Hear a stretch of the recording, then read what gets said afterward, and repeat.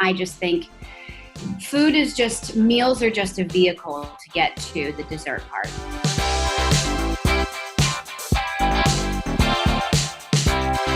Hello, everyone. It is time for another episode of Collider Ladies Night. And this time around, we have one of the stars of The Boys with us. It's Erin Moriarty. How are you doing during all this?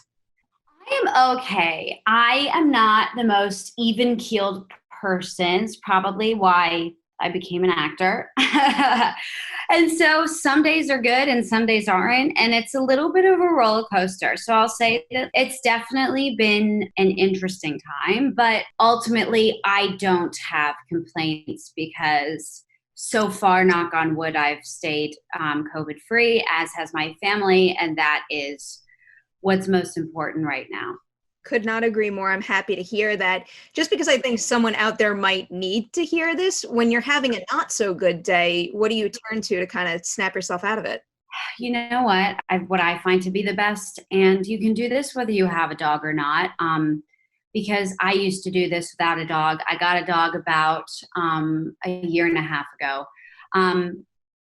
I now leave my phone at home, because my phone gives me a lot of anxiety. It always has, but especially now because it feels like there's an incessant negative reel of news at the moment. So I leave my phone at home and I just go for a walk outside. And even whether it's 10 minutes or 20 minutes or an hour, usually I find I go longer than I intend to. It ends up making a profound difference in terms of just taking a step back and gaining a bit of clarity. So now I'll do that with my dog. I used to live by the beach in Los Angeles and I would walk to the beach. And then I will say that actually, and I think this is a bit of a cliche, but it's a cliche for a reason. I do transcendental meditation, and that has had a profound impact on my anxiety, whether we're in COVID or not. But it certainly peaks during this. And yeah, I would say it's that, and just a really conscious separation from my phone and using it only when I need to and not arbitrarily.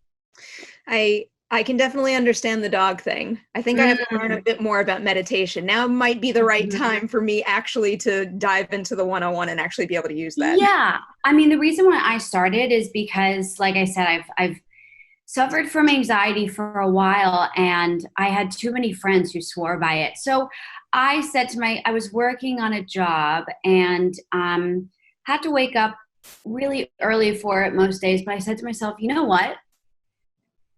I know that even though I have to wake up early, even though I'm tired, there's a level of mental clarity that is within reach that I don't have yet. And so I just downloaded an app. I think it was Calm. And I was like, I didn't have an excuse, because you can literally choose 2 minutes. That's it. And I knew that it was going to be a game changer for me, because I would do 2 minutes in the morning and it would already make a difference. So that's when I graduated to doing the transcendental meditation course. And you kind of fit, I don't think one modality fits all, but I think there are really accessible ones for like 2 minutes. And even that can kind of, just the process of taking a breath and staying still for a second can make a really big impact. I'm not good at it, but between seeing the Calm commercials on TV all the time and now hearing you name drop it, maybe that is what I'll do after this, is at least download the app. I'll try it, like 2 minutes out of your day, I'll never say no to trying something unless it's like really weird food. I'm not good at that. Yeah, I agree with that.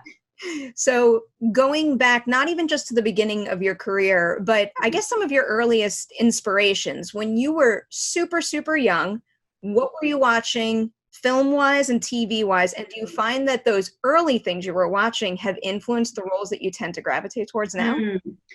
Definitely. I think it's, my childhood and what I was exposed to in terms of movies and TV has made a massive impact on the roles I gravitate towards, but primarily the projects that I gravitate towards as a whole. My dad is a massive cinephile, and he was a single dad half the time because my parents split up when I was really young. And I think he wasn't quite sure how to, be a single dad with a little girl, and his way of connecting to me and hanging out with me and figuring out a mutual activity that we could both enjoy and that would, make a positive impact on me if good choices were made in terms of which movies he chose. We would watch tons of movies together, tons of TV.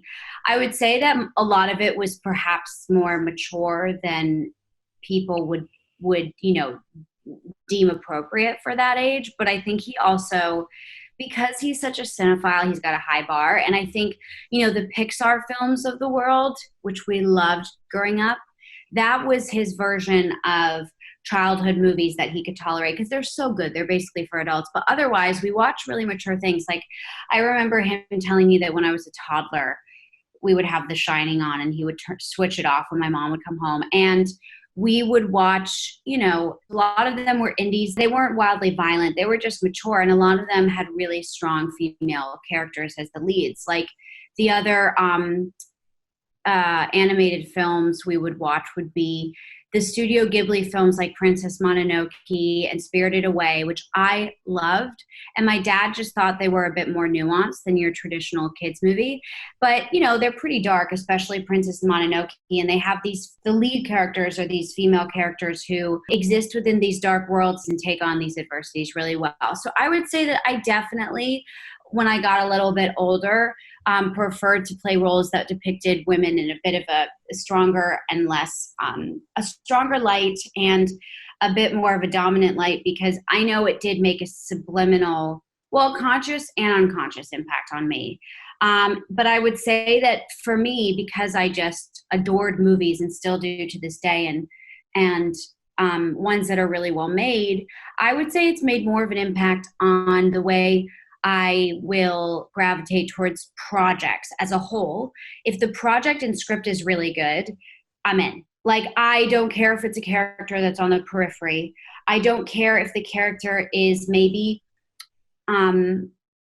serves a greater purpose, but she herself might have attributes that I don't admire, but it's for a reason. It's to make a commentary, or perhaps she rectifies that. Like, for me, if it's in a movie that has a great director, the intention of the storyline and her character is one that is good and stands up for what I believe in, particularly with women. But for me, if the script is good, I want to be involved no matter what. It doesn't matter whether it's the lead or they're on the periphery. But yeah, I mean, it made a massive impact on me to this day.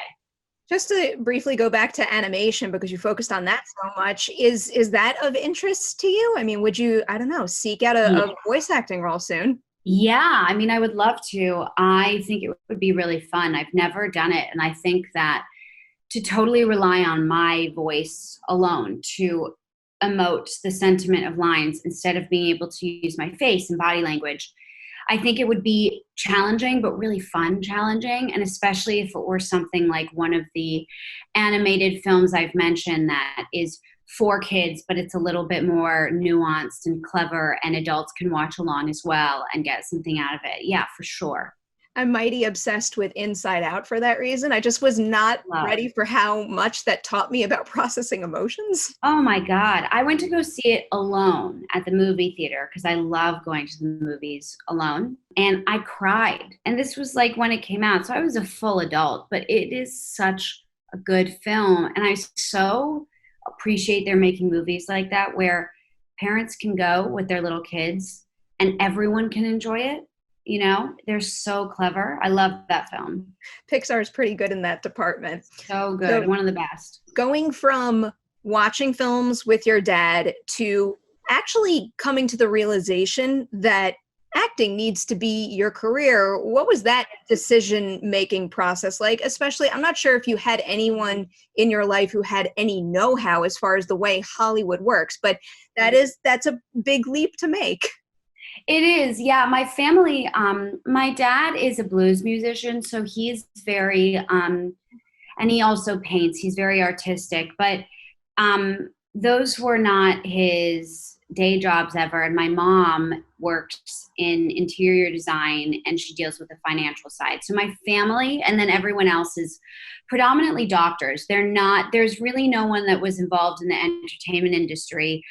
I think it was really my dad, though, because he's a blues musician and because it was such a huge passion in his life. I, from a very young age, became quite musical And the first manifestation of performance that came up within me, the desire to perform, was singing, actually, and I loved it.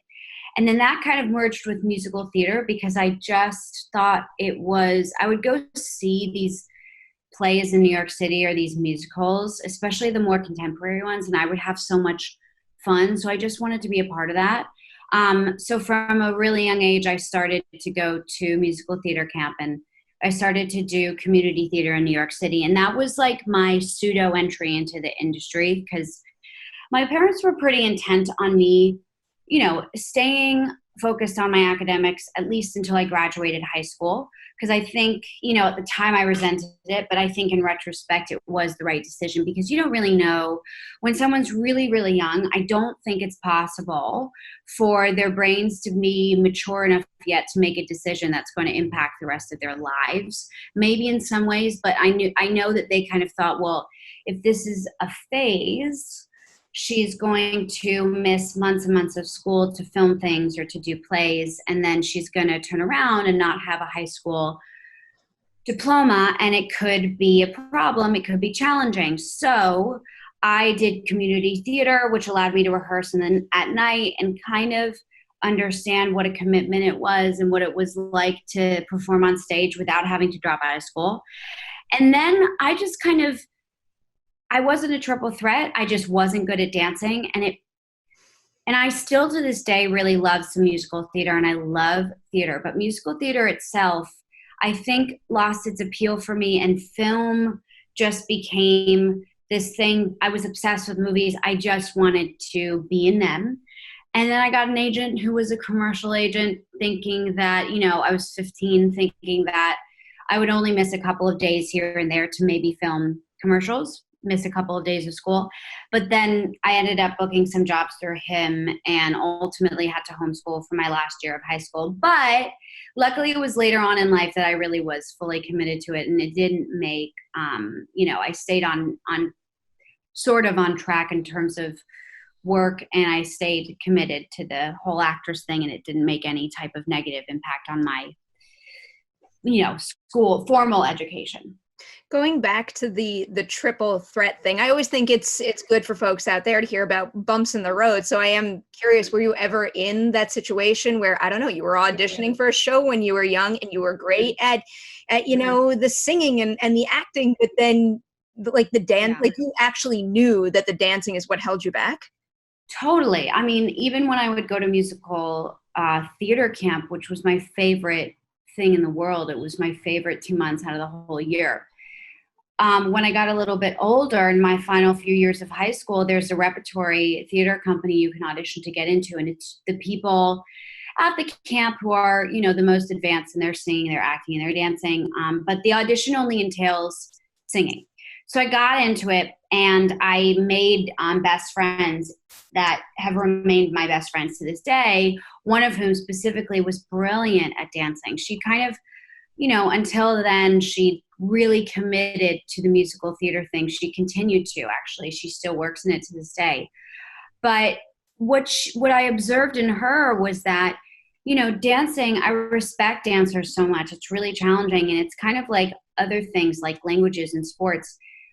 Dancing is best learned from a young age and then it becomes really embedded into your brain and the rhythm, and you develop a dancer's way of moving. And I just didn't have it. But, it was also the lack of commitment. I thrived in things that I was interested in and not in things that I was uninterested in, which is like most other people. I loved to sing. I loved to act. But dancing, just unless it's freestyle dancing, like with fun music and friends, which I adore, I just was not into formal choreography. I found it kind of regimented and boring, which is ironic because I love watching it. So I was like, well, I guess I have to do screen acting because I'm just not willing to commit to this dancing thing. And of course, I'm glad now. And actually in season 2 of The Boys, it was the first time I ever got to sing on screen. I get to sing in it. So finally, my favorite 2 interests merged, and it was really fun. So I hope they do more. But Yeah, it really was a lack of interest and commitment to musical theater dancing, but dancing in general. That was anything but just freestyle, I, intuitive. I hear that. And I feel like going through Mm. things like that helps you kind of, focus in on what you're like deeply passionate about, especially when a career like this really consumes like your entire life and takes so much from you. Yeah, that's the good thing about this career is I do think because it's quite testing and difficult, if you're not really interested in what you're doing and what you want to do, if you're not really interested in acting or singing, or dancing, eventually, those type of the people who are sort of maybe in it for the wrong reasons and aren't truly passionate about those things, they get strained out of the industry. And so very early on, I just knew that I wouldn't be happy if I pursued a musical theater career entirely because that third facet of the triple threat concept didn't work for me. And yeah, I think you have to figure it out on your own. And we're seeing that more and more, especially with female actresses who not only are they deciding what they want to do, but they're deciding on their own niche within the industry, like the Lena Dunhams and Issa Rae and Phoebe Waller-Bridges of the world who are writing their own projects because they're so specific about what they want. And I think that's when you get the best work out of people. With that mentality, when you were first starting to book roles, did you ever find yourself in a push-pull kind of situation with wanting to take the opportunities that come your way because it's an opportunity and you need them versus, trying to pick and choose the things that would carve out the career path that felt right to you? The lucky thing for me specifically was that in the beginning, I was so keen to just book jobs. And it's really hard in the beginning, and it's kind of a catch-22 as well because you're desperate to get into the union so you can work. But in order to get into the union, you need to work. So I would say, like, my first few years, any job that came that way, I was ecstatic to accept. And I was not specific about what I wanted to do. I just wanted to work. I just wanted to gain experience. That was it. And luckily, any specificity in terms of my objectives in, maybe shaping my choices in career a little bit more, always correlated with working more and being able to be a bit more specific and being able to pass on certain things that compromised sort of the type of roles I wanted to play, but also just weren't my taste. Um, and then that actually becomes harder than, for me, it became harder um, than not passing because you're so conditioned as an actor to say yes to everything that comes your way that sometimes it can be really difficult to start to say no. So that and to have confidence in the fact that if you say no to this, better things will come along. So I would say that to me was the challenge in initially starting to pass on things. But very beginning, it was not something that I set out to do in terms of this is the type of career I want. It was like, if I can even get a guest spot on SVU, I will be satisfied in this endeavor to act. And then it just kind of rolled on from there. I do feel like booking something on SVU or like CSI is almost like a rite of passage. Like, especially if Totally. you're growing up in New York.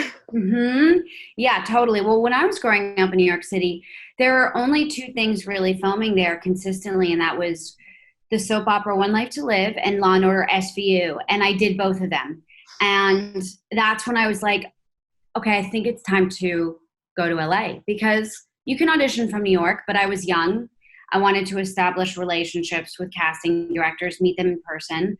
And I was flying out to LA for callbacks and auditions every couple of weeks. It was a little depleting, so I just moved out.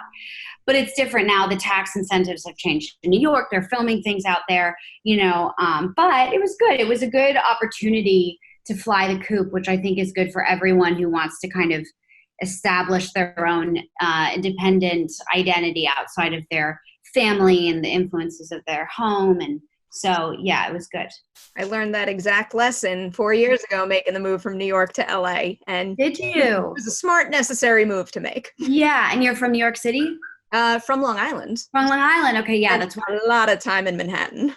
Okay, cool. Yeah, I went to theater camp in Long Island. A lot of my friends are from there, and yeah, I mean, East Coast is great. Yeah, I am mighty attached to this area, but I do love LA living. So Yeah. you're talking about, early gigs and not necessarily being able to choose, but you did get mighty fortunate with one of your first features, which is, probably one of my favorite movies of, I don't know, like, I guess the last decade. It's Kings of Summer.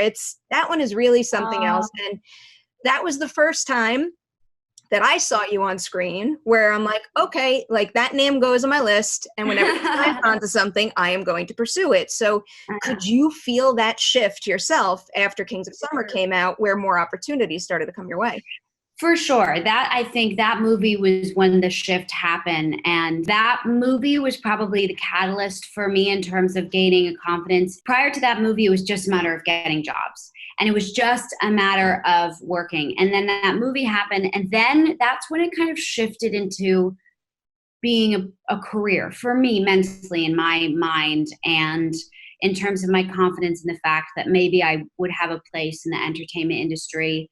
Not to say there weren't many more struggles to come, and there will continue to be, but that movie was the biggest shift for me. And it was just it was one of the most special experiences of my life, because it's very rare that you're a part of a project where you're really young, you're really, really at the beginning. Everyone else is too, including the director. It was his first feature. Everyone was a relative novice, and it was a real passion project. And we would shoot all week, and then we would work on the weekends, and we would just do B-roll abstract shots if we just had a day off. And the director would message me and be like, let's just go shoot shots in a field. Maybe they'll end up in the movie, maybe they won't. And it was just fun. And we were all really there for it and really hungry to make it the best version that it could be. And then I just kind of let it go. I had no idea what to expect. And when it got into Sundance and when people responded well to it, and I went to the film festival, that was the first time I really had a sort of an extreme gratification for a project I had done. And the gratification wasn't so satisfying because of the superficial components, like going to the festival and having people go up to you and compliment you, or meeting certain people. It was because I loved these people. We'd worked so hard on it. And that's, to be recognized at a film festival like that, and to have people see it finally, when, usually when you first start out, a majority of your projects, it's just, a lot of them won't be seen or as much as you want them to. It was just very surreal. And that was the shift I also made in terms of finally feeling okay to pass on certain things. But I mean, I won't glorify it. I worked on that movie, and it felt like everything was going to change, and it was one of the best experiences of my life. And it's just a testament to the fact that you never know what's going to happen, because I then got more selective in projects that I was choosing. And so it was Kings of Summer, Euphoria, and a burst in interest. And then I didn't work for like a year or a year and a half.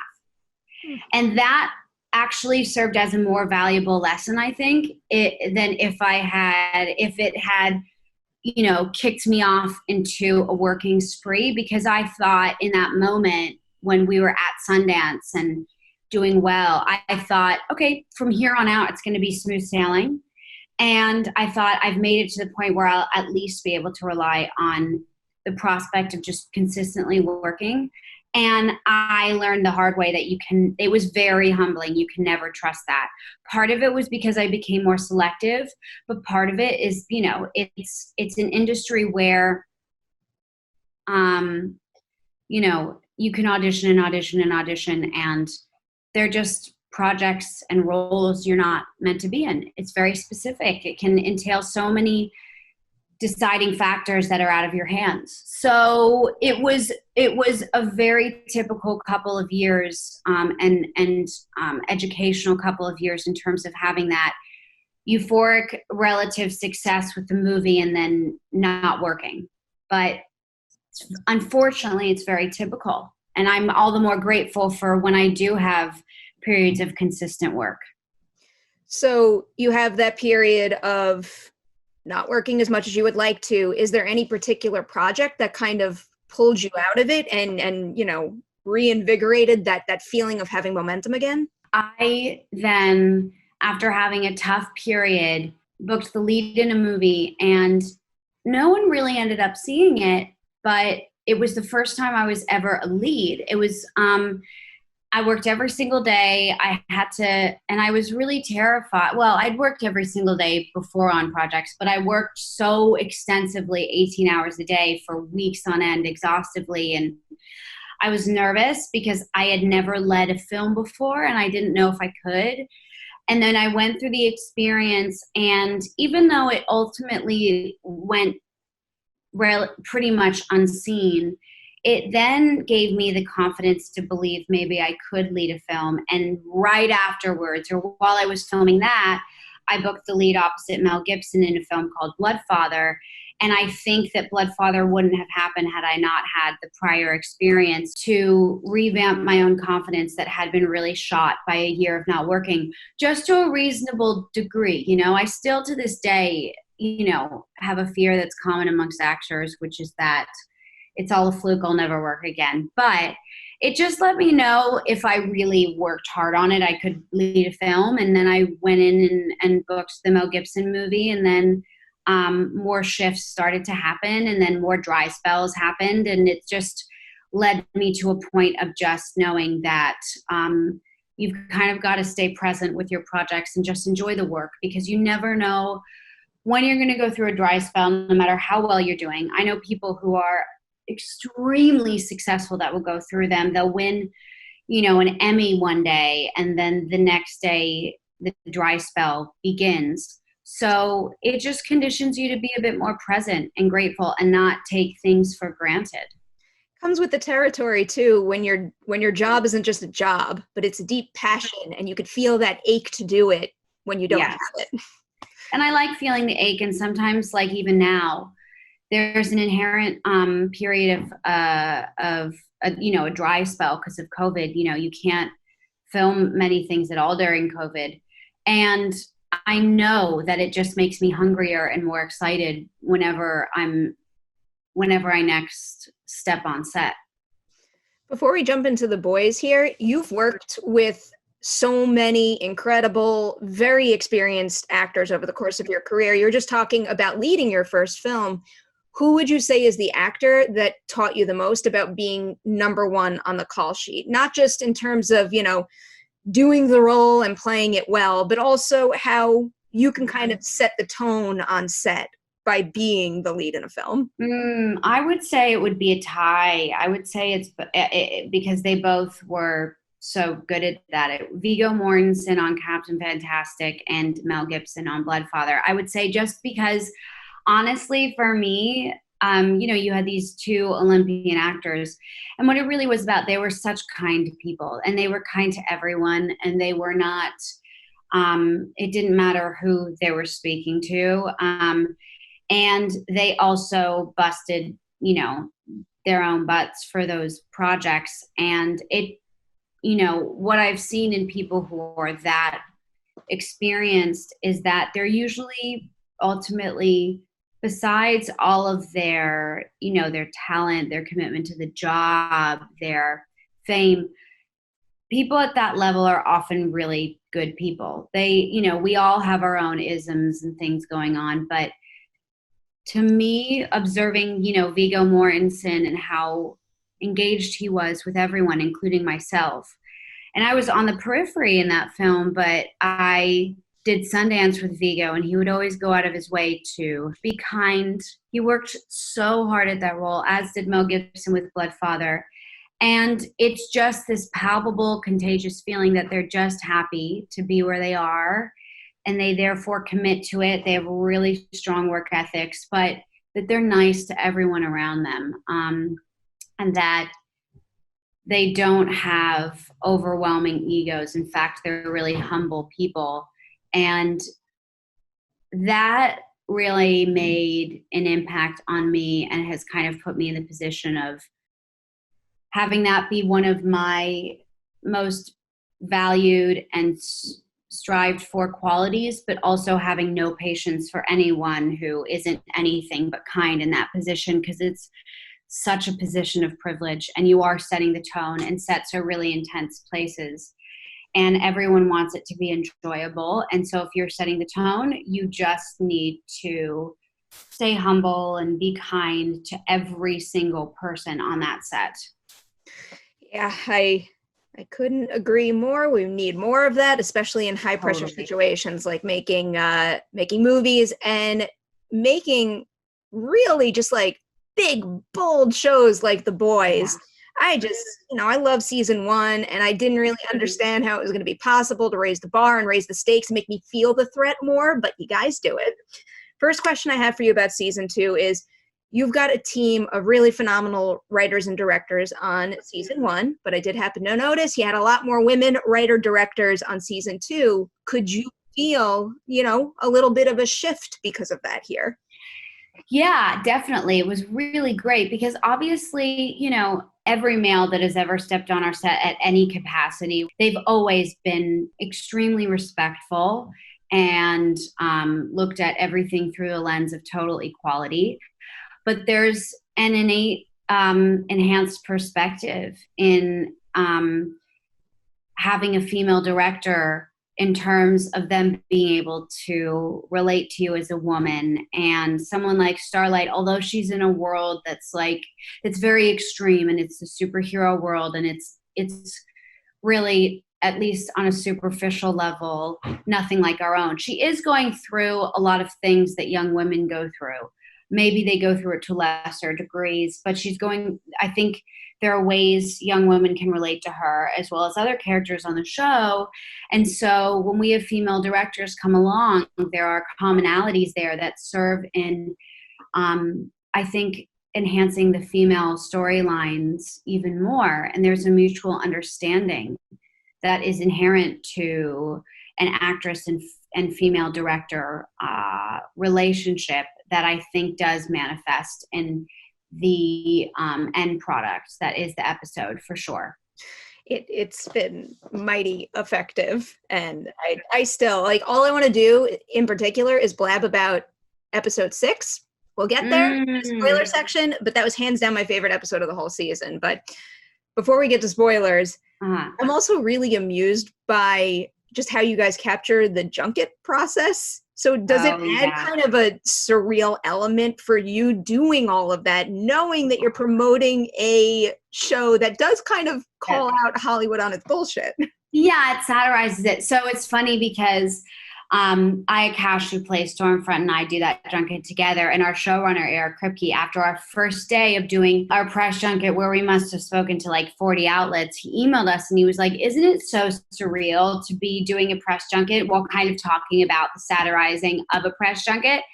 And I said, yes, it's hilarious. But the good news is that everyone we've spoken to has been so cool and nice and asked interesting questions that it's made me more grateful to those interviewers and reporters, including yourself. And luckily, it hasn't been like that for us in reality. I think because Amazon and everyone is, they vet the reporters, and I think that also now there's less tolerance for those kind of boring or misogynistic questions. People are becoming way more nuanced in terms of their interview questions and interviewing process. But it's still undeniably funny, and there are always the parallels there are what kind of makes our show. It's a superhero show, but we ground it in a lot of reality, and it's hyperbolic, but there's definitely some truth to it. Yeah, I was mighty amused by all of that. So I'm going to put up a light spoiler alert right now, because what's going to happen is you guys are going to get the first 3 episodes of The Boys on September 4th. And this part that I want to ask you about kind of comes with that group of episodes. So what was it like for you filming that scene where you get to take off everything that makes up Starlight's costume? Because I don't know, it just like, it was almost cathartic for me watching, just like peel away all of the things that, you know, some might not realize is what it takes to bring a certain type of human, like a look for a human being to screen that way. Yeah, no, you're exactly right. I was so gung-ho about doing that specifically, and they didn't request this of me, but I requested it.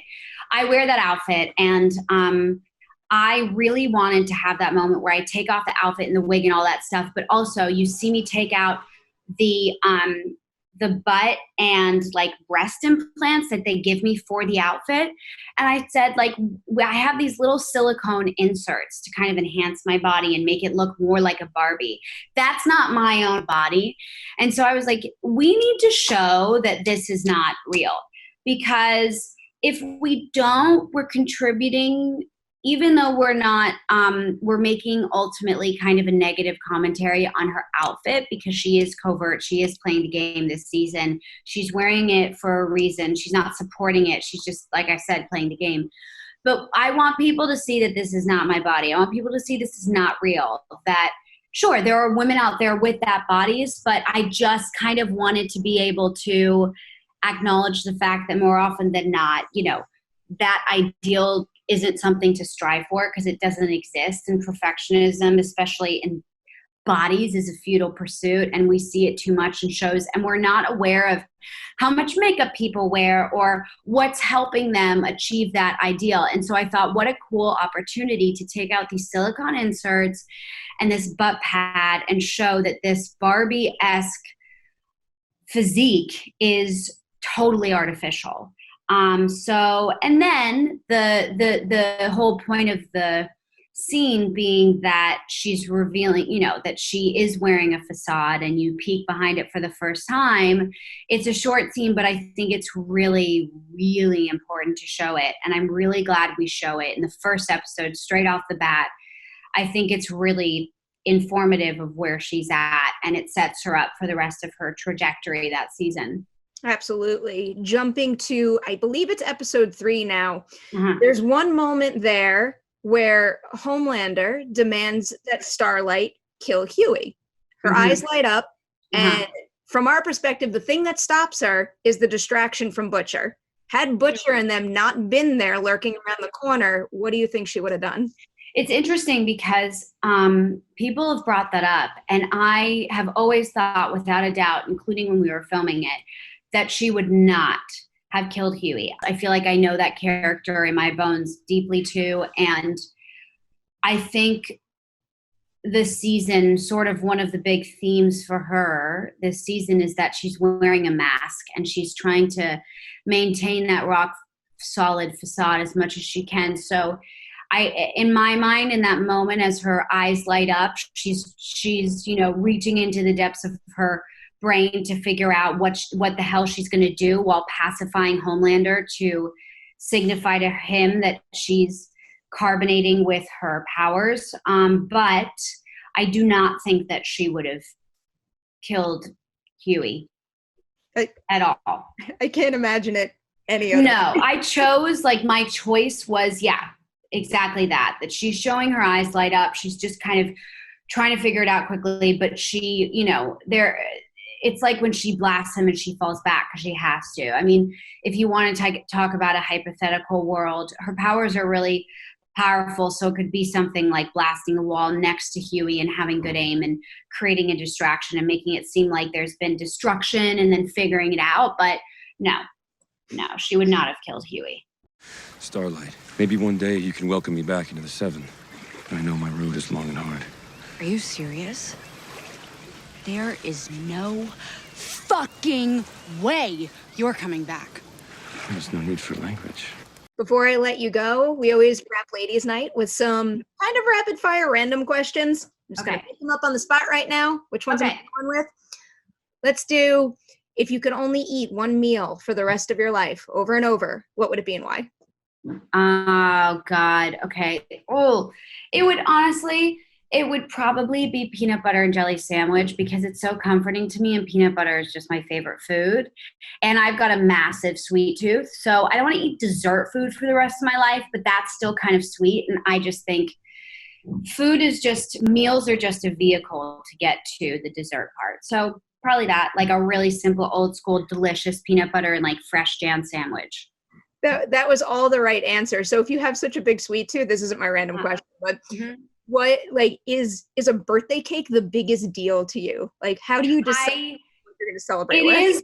It is. But the problem for me is that I'm such a sweet tooth. I've spent a life of seeking out in every city I go to, wherever I am, like good desserts, like good ice cream, that it can't be an arbitrary birthday cake. My bar is now high because I eat a lot of dessert. So so I love a birthday cake, but it's got to be a good one. To me, the biggest deal is the really good local artisanal ice cream.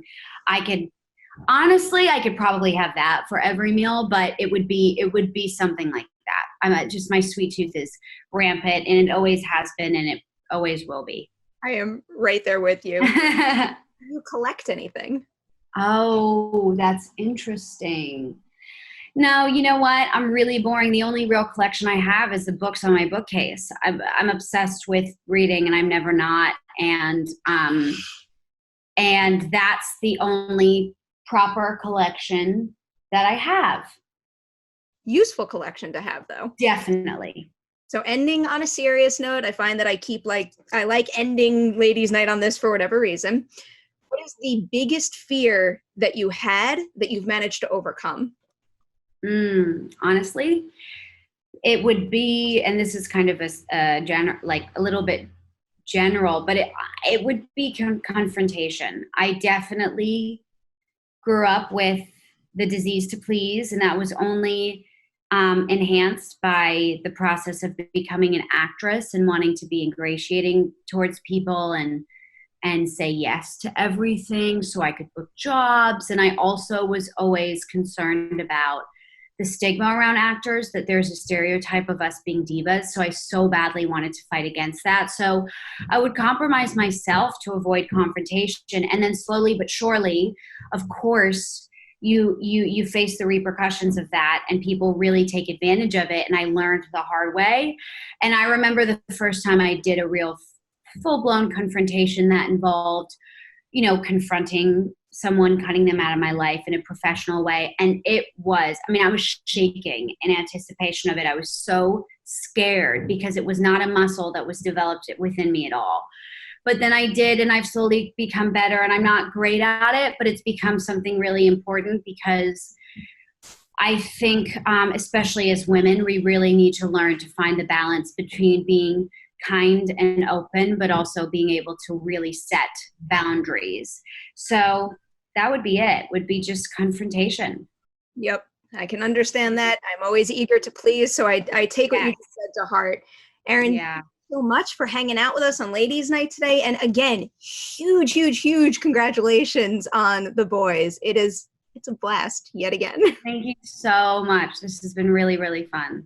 To everybody out there who hasn't had the chance to catch the show, you've got the first 3 episodes dropping on Amazon Prime Video on September 4th, and then we're getting the next 5 each week after that. So you've got 8 episodes of just like the best kind of craziness coming your way. Wacky stuff. You're going to be traumatized, but I promise that you'll like it.